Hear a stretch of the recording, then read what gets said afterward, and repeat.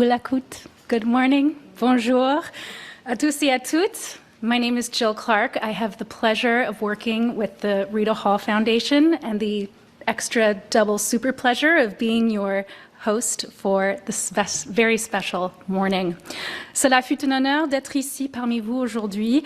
I am very humbled to be on the unceded and unsurrendered Algonquin territory, now home to many diverse First Nations, Inuit, and Métis people. I'd like to welcome Your Excellencies, Prime Minister, Mr. and Mrs. Johnson, Indigenous leaders, dignitaries, Premier, and honored guests. To begin, I'd like to invite Elder Ripa Evitt Carlton to share some words and to help gather our minds together with the lighting of the kulik. Please join us, Elder.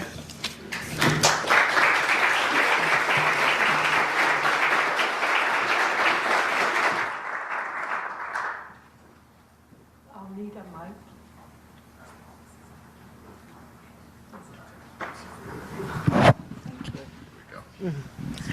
Koyanamik asualuk. Koveasupa, koveasutuina valayu, vanitugut, koveasutakatuta, tasumingakulo, uvatini asualuk, kamatialauto, piyititiatuni, nunakakasimayunut, Canada miunulu, tamainun. I'm very honored to be here. I'm very happy, actually, and we should all be. We're very, very proud of our Governor General. She did amazing work across our country and the world to make awareness of a lot of our state, our history, our ways. And so I'm going to be lighting the kulik, which is a traditional oil lamp that my people have used many, many years long ago. And actually, I'm proud to say that I was born on the land when my mom and dad were still living solely off the land. And I have wonderful memories. The memories I have, nobody can take away. So just a little explanation of the significance of the kulik, because it deserves to be known, the use, how it allowed Inuit to survive in a harsh environment where in the winter months it's dark and cold. So the kulik was used for the warmth inside the kamak, the sod house.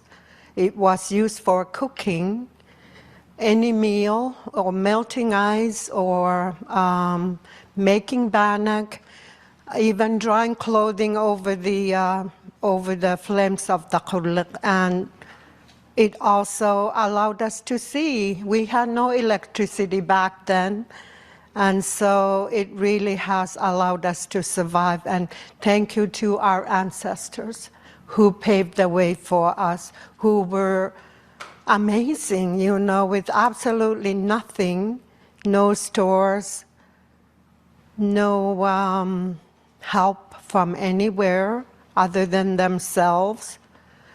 They survived, and I'm very proud to be an Inuk who my ancestors raised in a traditional way. Inungwin is how we were raised as children, which translates to making of capable human beings. So I want to begin with that. It made a lot easier for us children to wake up in the middle of the night, and there was always a little light at the corner of my mom's kulik.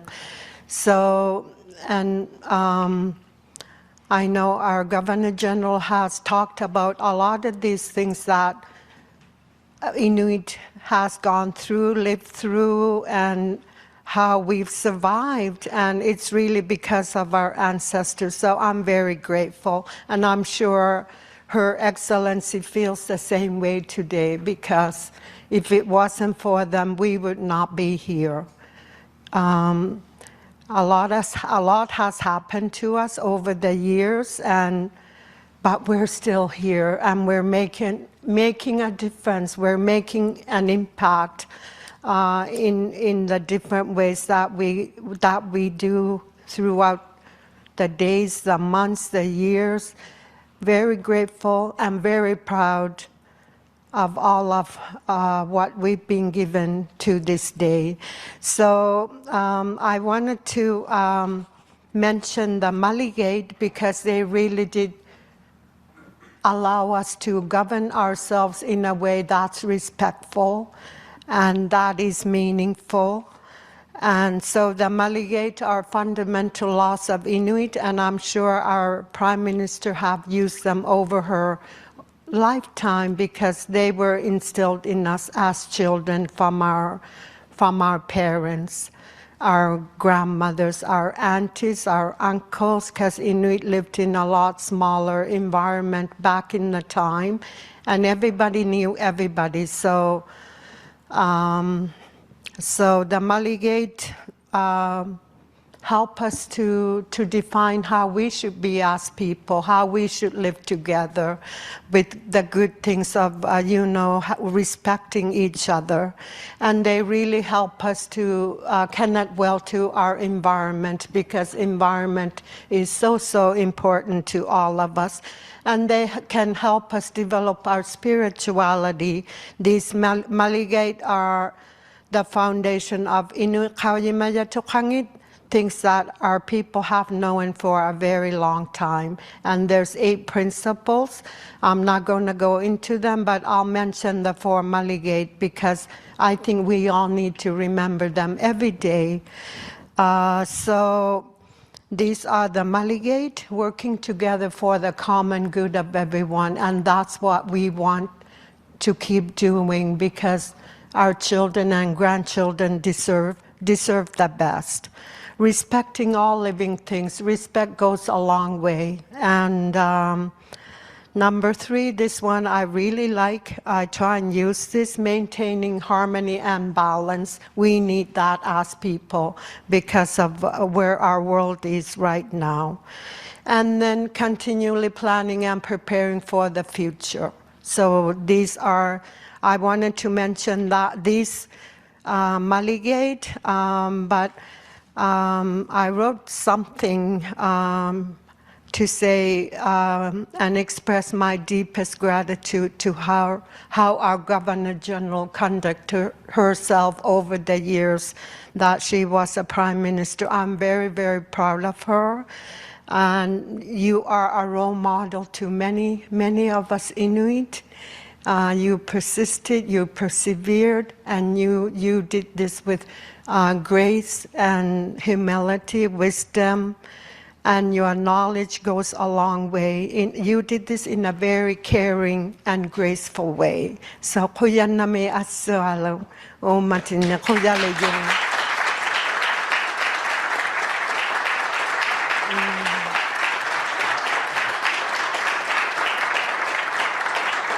And I wanted to end with just being very grateful for the work that you did around mental wellness, mental health, and addictions. And so, because it's taken a long time to come to a place of, we have hope now.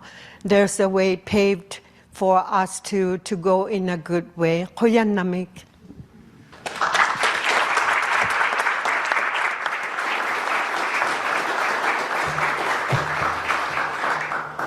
Thank you so much to Elder Elvik Carlton Nakomik. J'ai l'honneur maintenant de vous présenter le Premier ministre Mark Carney pour partager quelques mots avec nous. Prime Minister.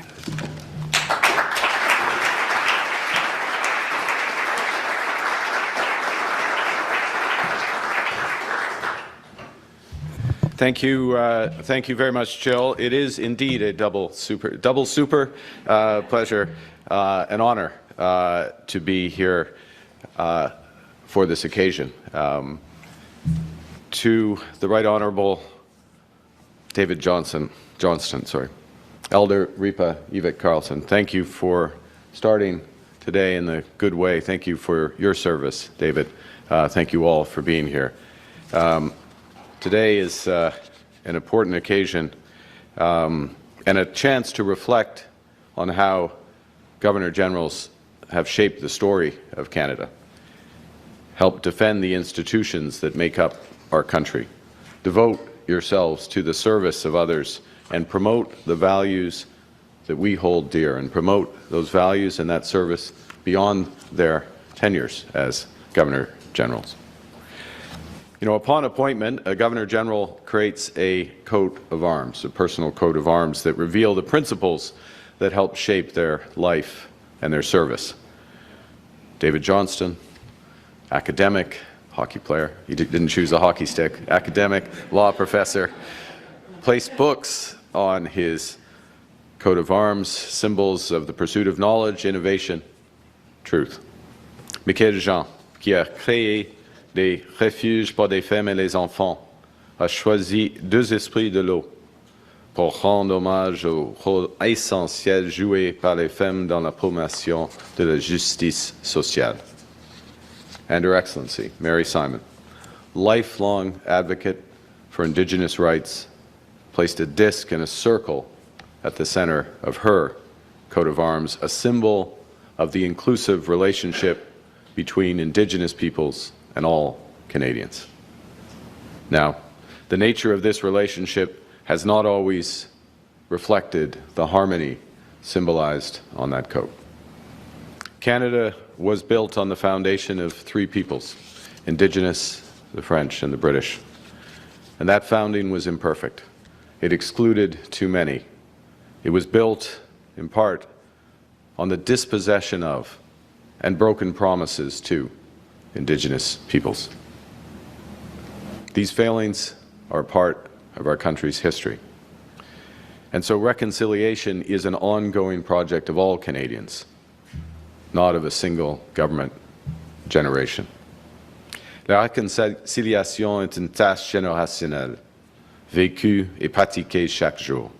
Nous gardons en mémoire le passé, ce qui nous motive à assumer ensemble la tâche qui nous entend.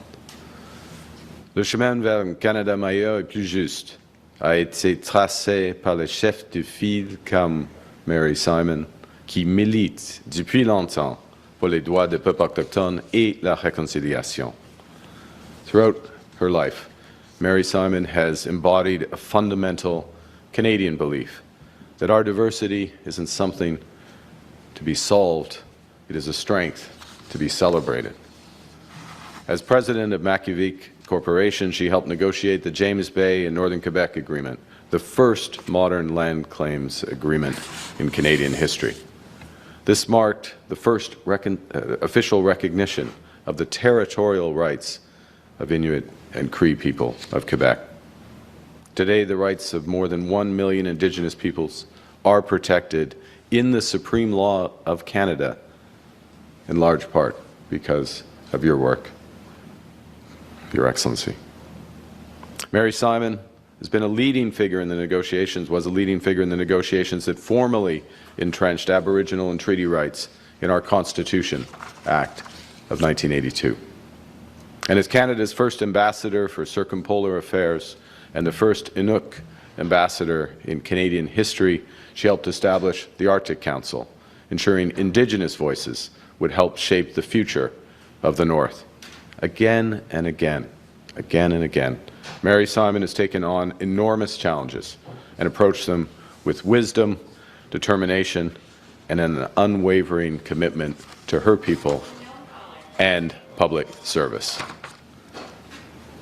Your Excellency, you've reminded us that reconciliation is a responsibility to be lived day after day in how we listen, how we learn, and how we act. And throughout your lifetime of service, you've embodied the responsibility with that wisdom, compassion, and unwavering purpose.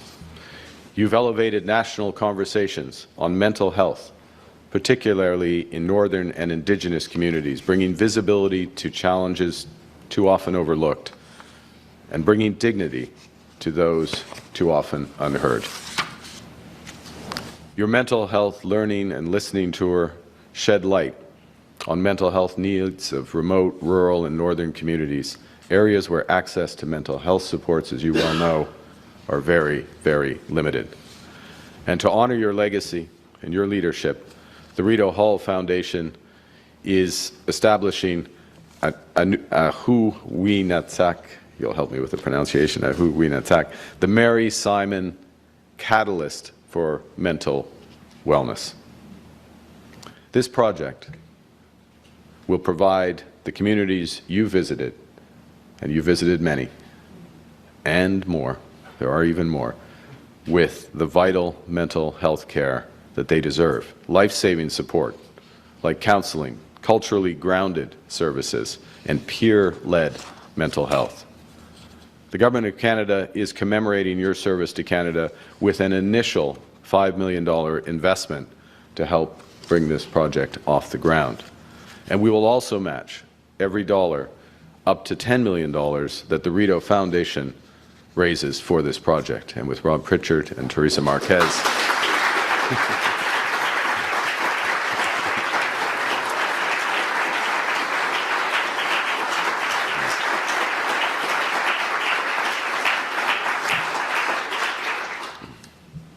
pour les personnes vivant dans les zones éloignées et rurales, l'accès à un soutien rapide et adapté à leur culture reste un défi.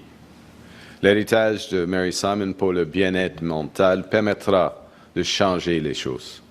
En ce qui concerne les communautés éloignées, cela rendra les soins plus accessibles, plus rapides et mieux adaptés à leur langue et à leur culture. La santé mentale est le fondement d'une vie épanouie et des personnes de bonne santé et autonomes constituent le fondement d'une communauté et d'un pays fort, d'un pays juste.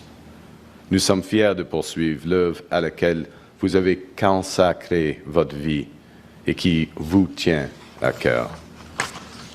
Your Excellency, on the day of your appointment, July 2021, you stood before our country and said, and I quote, "I believe strongly that if we embrace our common and shared responsibility for one another, Canada's brightest days are yet to come." You also said that you were dedicated to doing everything in your power to build and inspire that future. You've met those commitments.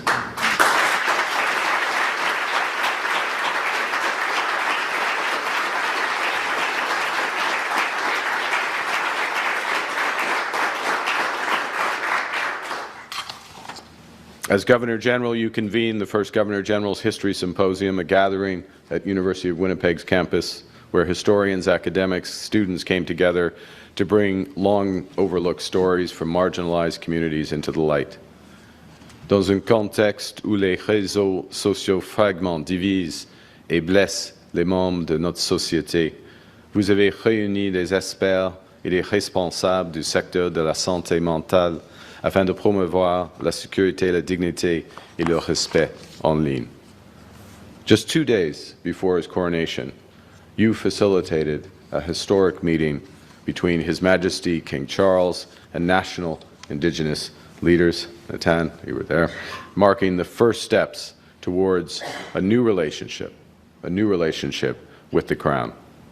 As I said, Your Excellency, you fulfilled the promise you made to Canadians on day one. You are uniting this country with a shared ambition of building a stronger and a more inclusive Canada for all. I would also like to thank His Excellency Whit Fraser and your entire family for their extraordinary service to Canada. And on behalf of Canada and all Canadians, thank you, Your Excellency, Governor General. The Canada you were born into, the Canada the Elder Évêque was born into, is not the same Canada that we know today. Because of you, your leadership, your advocacy, your hard work, we're more just, more inclusive, more committed to reconciliation. And because of you, we know that we still have more to do.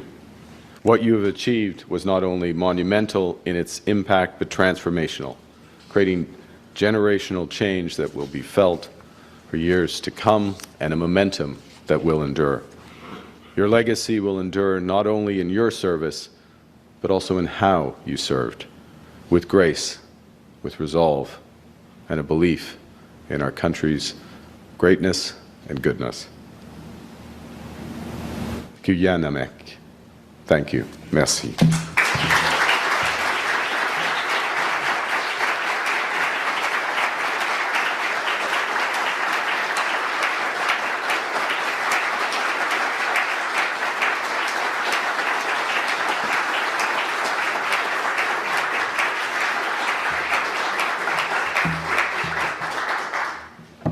I'm also a waitress.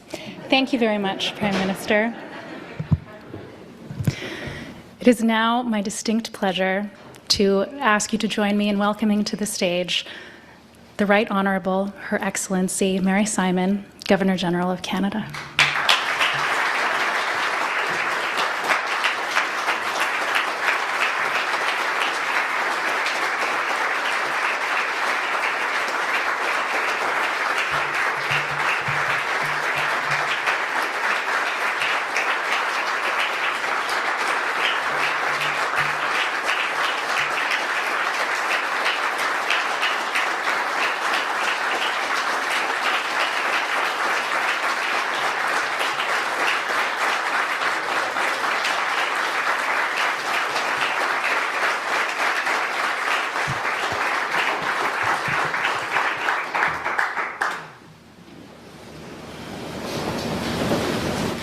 Bonjour, good morning. Prime Minister, thank you for this very generous gift, which makes it possible to launch a project close to my heart. Je suis heureuse d'avoir un projet qui me tient à cœur se concrétiser, my French, concrétiser aujourd'hui. Some words are difficult to pronounce. As the Prime Minister said, I undertook a mental health listening and learning tour to better understand a reality that has long troubled me. Despite rising rates of psychological distress and suicide and overdose in Canada, mental health still does not receive the same attention as physical health, nor is it treated in the same way, urgency and compassion. Too many people, especially young people and those in remote communities, need to continue to lack the support they need. I don't get very excited, but this is exciting me, so I'm having some trouble getting my words out.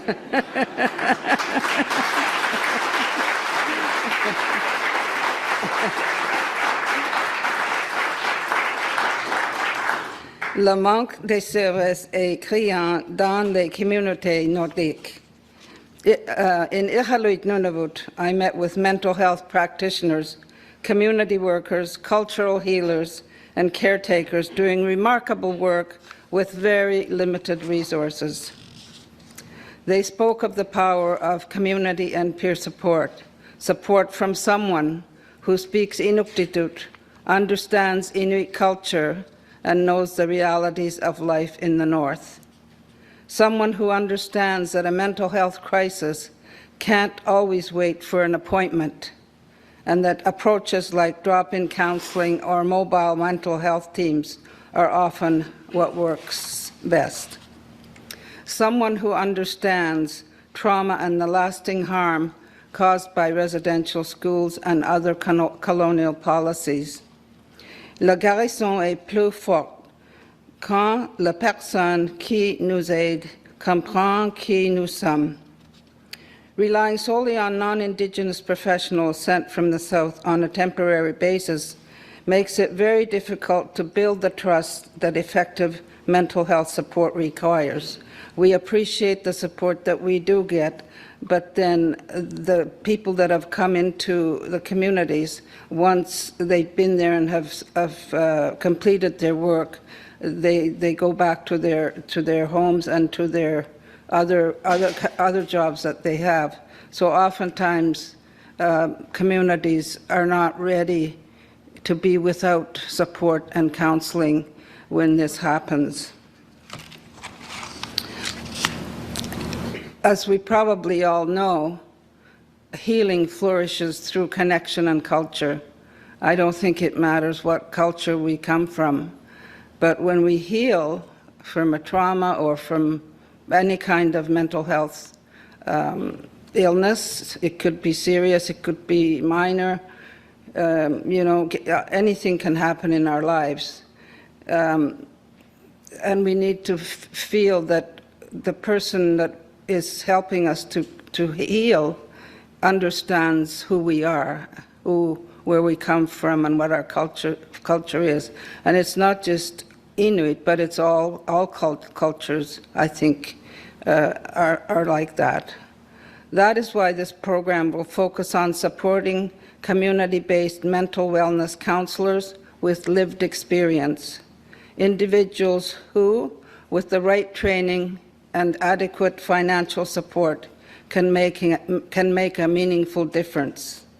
It is one of the most effective ways we can help build a strong and vibrant Canadian North for the future. I want to thank sincerely the Rideau Hall Foundation for undertaking this important work. And please do not think that the end of my term as Governor General marks the end of my work. I fully intend to continue supporting this cause in many years ahead.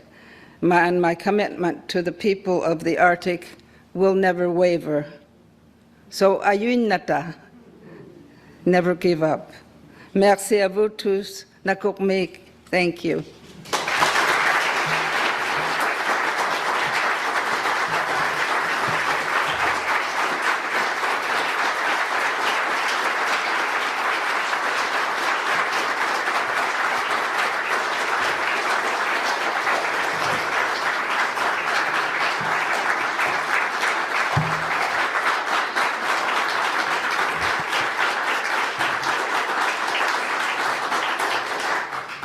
Nakomik, thank you very much, Her Excellency. Maintenant, j'ai le plaisir de vous présenter la présidente et directrice générale de la Fondation Rideau Hall. Please welcome Teresa Marquez.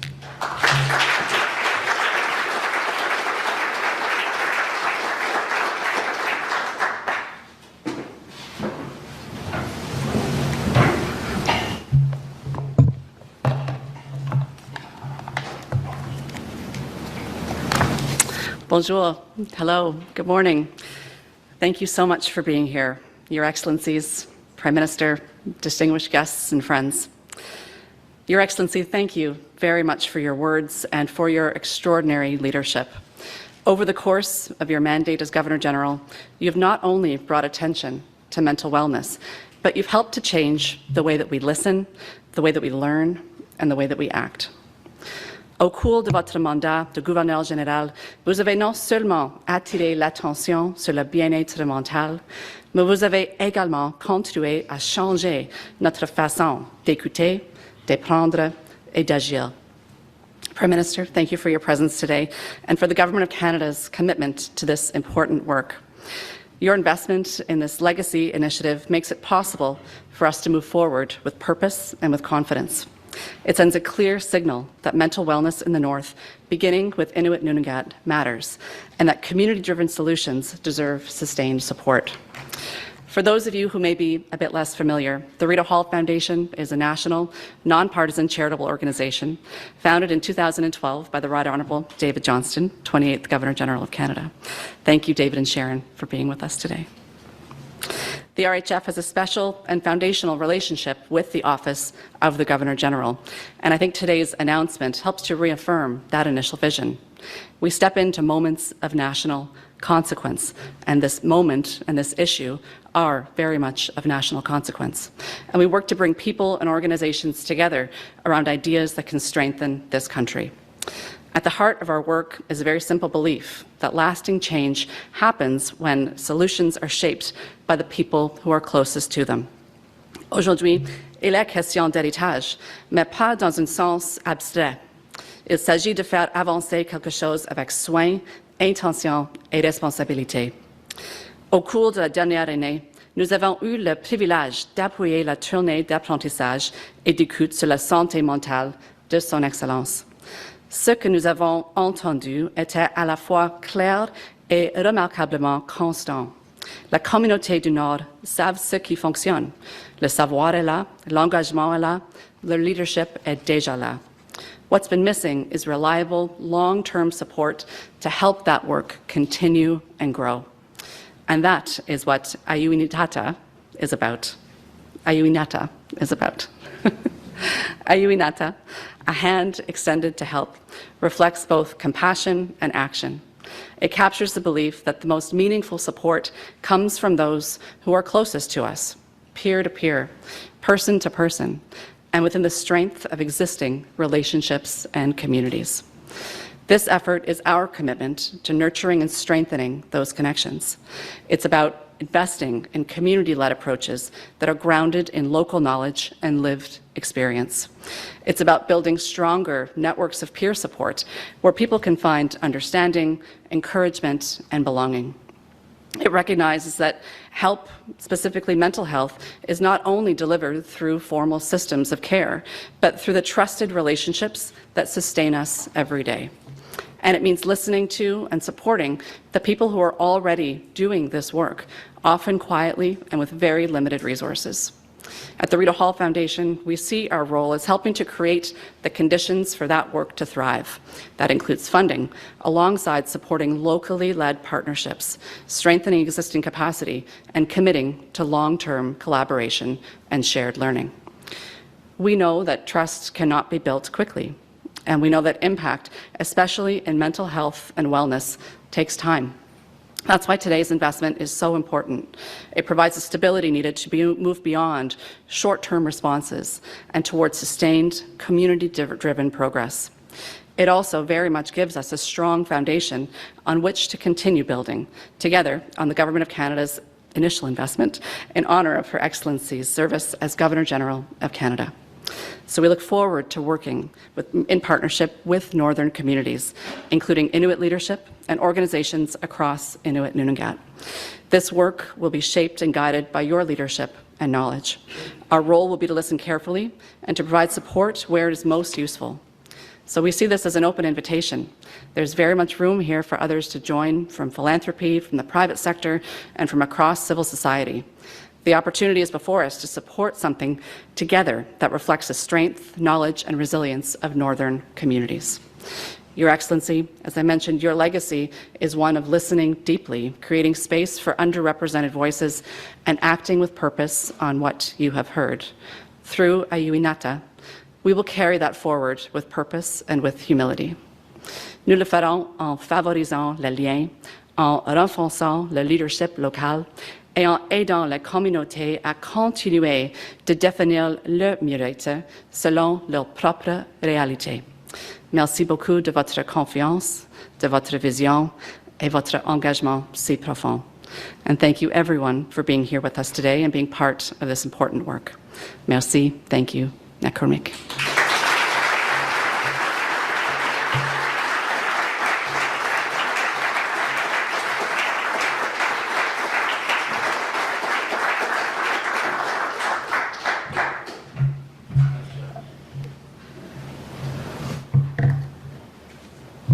Thank you, Teresa.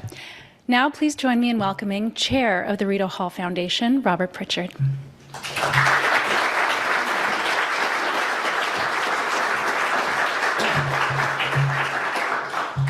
Your Excellency, Prime Minister, friends all present, I have the privilege of offering these last very brief words. And it's my honor to speak on behalf of the Board of Directors of the Rideau Hall Foundation, which I chair.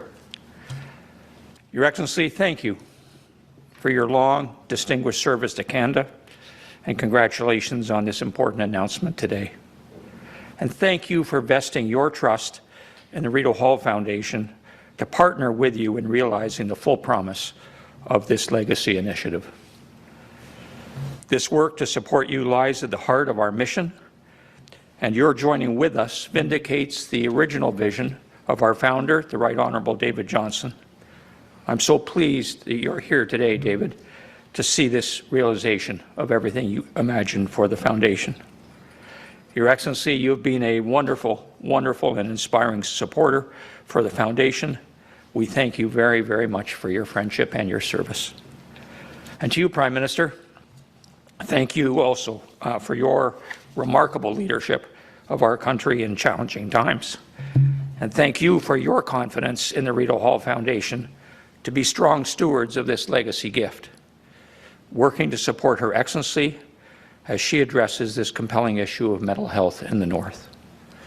We're honoured to be asked by you to play this role in strengthening Canada, and we welcome any further assignments you have for us in the year.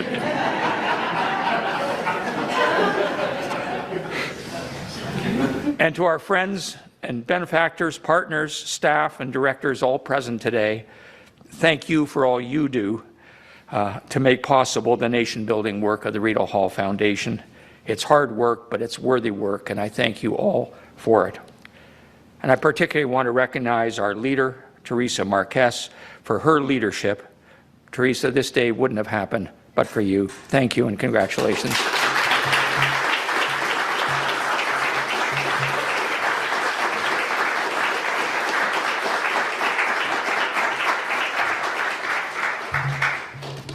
Thank you, Mr. Pritchard.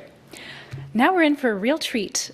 Please join me in welcoming Sylvia Cloutier and Beatrice Deer for a very special performance.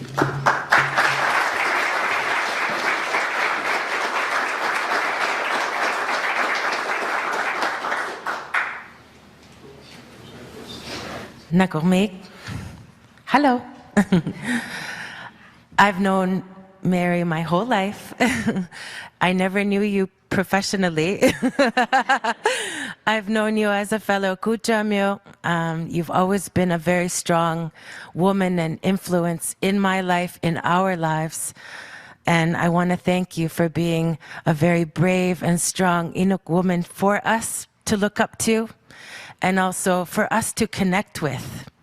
It was really beautiful to see someone like us in your role who understands our community and who understands that we come from the strongest survivors in the world. And yet we are losing our young people very fast. And for you to create the space for us to talk about our traumas and how we have to take care of our mental health means a lot to all of us. It really does. It feels like we have hope now, that we can move forward because somebody can understand us and listen to us and bring the work forward. So, Nakormik. I also like to take this opportunity to thank you. This is true reconciliation, because we struggle so much in the North. Indigenous people struggle so much.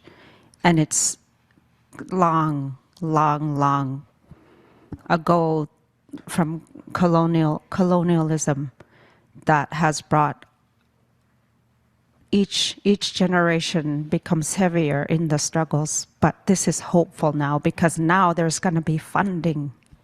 Now we're not just going to try and help each other. We help each other. Yes, it makes a difference, but now there's funding. Now someone is listening.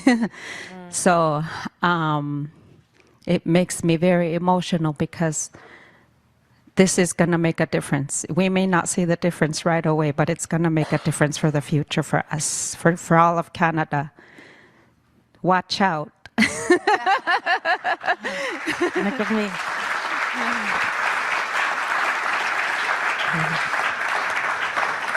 Like the strong women from our communities in Nunavik, our elders they were very brave in singing at a time where our songs were actually discouraged to be sung.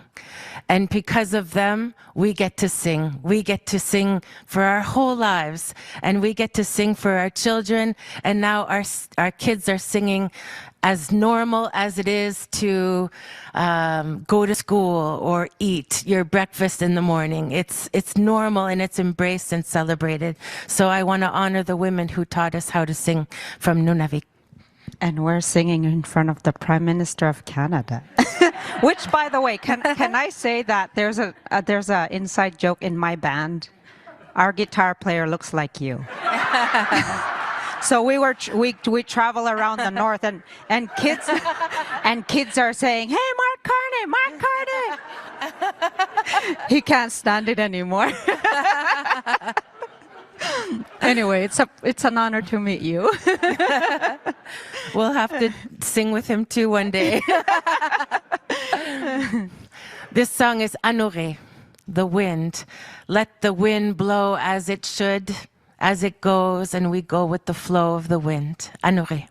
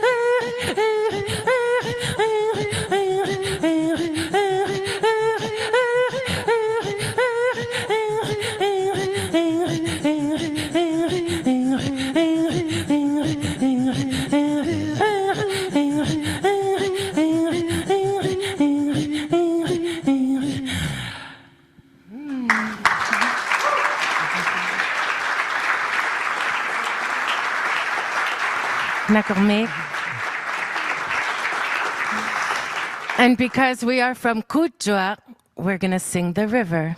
Kurfalo. I'm not from Kutjua. I'm from Huacta. I'm sure there's a river nearby. Yeah, there's a little creek. There's a river right here. Yeah.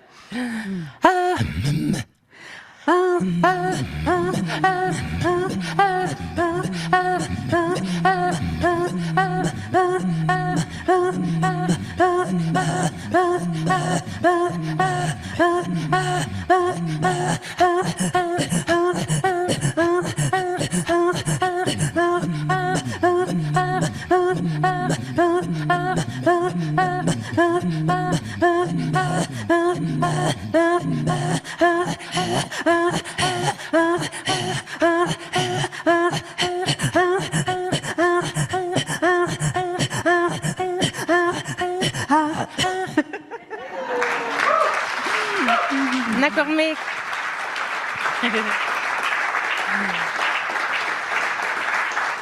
When Inuit used to live a nomadic life, we lived in these snow homes, illo.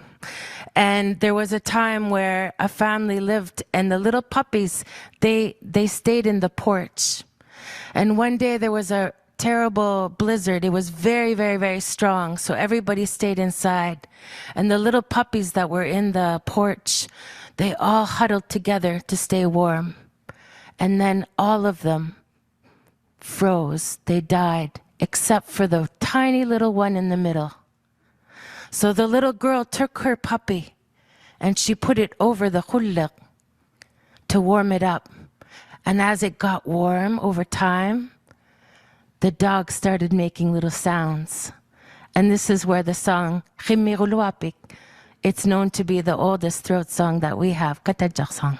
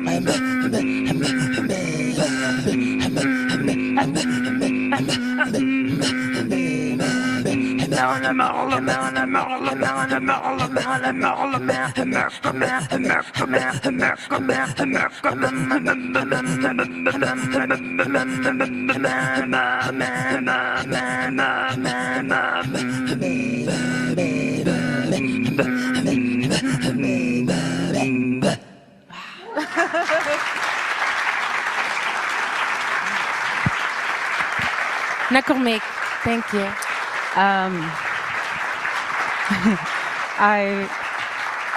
Thank you. I don't know how many women can say that their piece was worn to the coronation of the king. And I'm absolutely honored that you gave me that. And I really enjoyed coming over to Rideau Hall with the porcelain, the china tea, and it's amazing what you have accomplished in your life, and you're humble, and you do it all with the people in your heart. You don't just do it for yourself. So we were very privileged.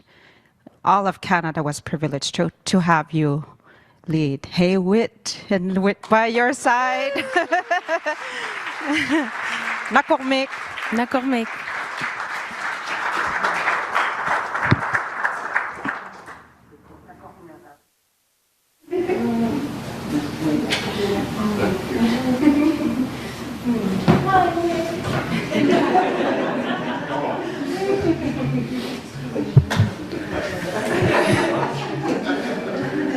Let's keep it going all day long for Sylvia and Beatrice. That was excellent. Thank you.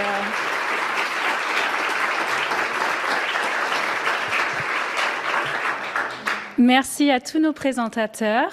This is the end of our official part of our meeting today, but please join us downstairs for some refreshments and more visiting. This has been my super double pleasure to be here with you today. Tip your waitress. I'm Jill Clark of the Rideau Hall Foundation. Merci. Thank you so much.